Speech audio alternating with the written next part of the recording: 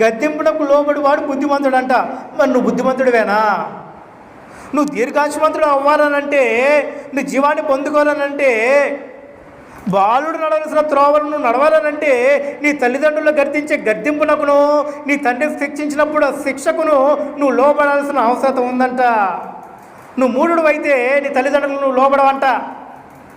నువ్వు బుద్ధిమంతుడు అయితే నీ తల్లిదండ్రుల యొక్క శిక్షకు లోబడతావంట. ఇది కదా బైబిల్ మనకు చెప్తుంది. మరి మనమేం చేస్తూ ఉన్నాం?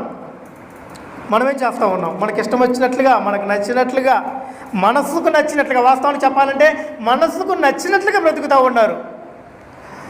నాన్న నాకు అర్జెంటుగా నాకు బైక్ కొనిస్తావా లేదా? నాకు బైక్ కొనిస్తేనే నేను 10th క్లాస్ ఎగ్జామ్స్ రాస్తా, నాకు బైక్ కొనిస్తేనే ఇంటర్ పరీక్షలు నేను రాస్తా. సరేలే నాన్న ఎలాగో అలాగా హామీ ఇస్తాడు, అప్పో సప్పో చేసి కొనిద్దాం అనుకుంటాడు.